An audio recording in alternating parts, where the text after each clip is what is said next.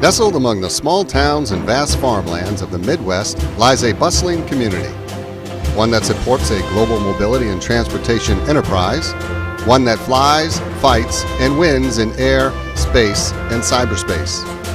It's been 100 years in the making. This year, we will celebrate a century of service that all began during World War I, when the War Department looked for ways to expand the role for aviation. Leaders on both sides of the Mississippi River, including the St. Louis Chamber of Commerce, the Greater Belleville Board of Trade, and aerial expert Albert Bond Lambert, wanted the Midwest to be chosen for this new field. Pilots soon took to the skies in their Curtiss Jenny aircraft. The field was named after Corporal Frank Scott, the first enlisted person to be killed in an aviation crash. Scott remains the only U.S. Air Force installation named after an enlisted person. Due to the many inherent risks of flying, innovative aviators configured the Jenny aircraft to carry patients, thus creating the dawn of aeromedical evacuation, a mission still performed by Scott Airmen today under the wing motto, "Help from Above." In 1921, Scott Field became the nation's first inland airship port when lighter-than-air missions arrived. Enormous airships left people in awe while large experimental balloons dotted the skies. The lighter-than-air age came to a close in 1937, and in 1938, while still part of the Army, Scott was chosen to become the new home to General Headquarters Air Force. However, the outbreak of World War II canceled that initiative. Instead, a new communications training era began in 1939 with the opening of the radio school, which trained operators of command and control communications in every theater of the war, becoming the eyes and ears of the Army Air Forces. During its existence, Scott would graduate 150,000 airmen. On September 17, 1947, the Air Force became a separate service, thus redesignating Scott Field as Scott Air Force Base. In 1958, Military Airlift Transport Service arrived at Scott, and by 1964, Scott was responsible for all aeromedical transportation in the United States.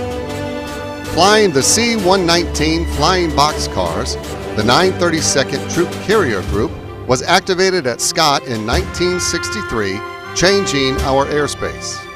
Shortly thereafter, in 1966, the 375th Aeromedical Airlift Wing was formed, and Military Airlift Transport was redesignated Military Airlift Command. They were then equipped with a fleet of C-9A Nightingales. By 1975, the base became solely responsible for all worldwide patient movement. During this period, our other missions continued to grow, and Scott played a role in every major news event. From supporting the return of Vietnam War POWs to evacuating more than 2,600 Vietnamese orphans in Operation Baby Lift, Scott Airmen continued to bring the weary and wounded home. The 80s, 90s, and 2000s continued to see Scott grow and expand its missions and roles. U.S. Transportation Command arrived in 1987 to manage all DoD's transportation needs.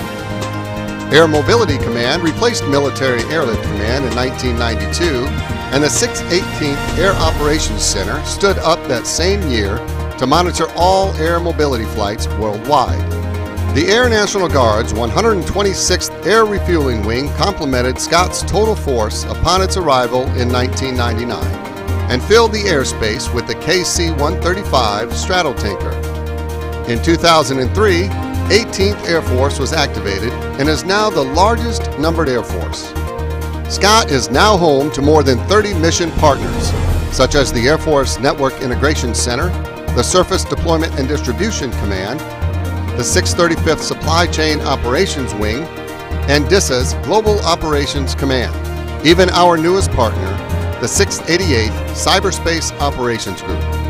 We stand in awe at the tremendous journey of the past 100 years, a century of changes in size, infrastructure, organizations, and missions. Scott has become a joint service, total force and global airlift and transportation hub for our nation.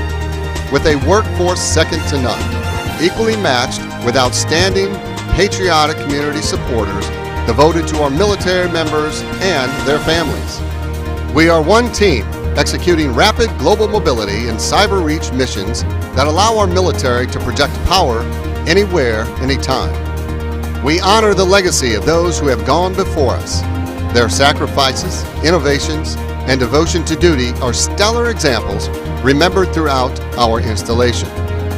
And we look forward to the future and upward to the skies where we still hear the sounds of freedom.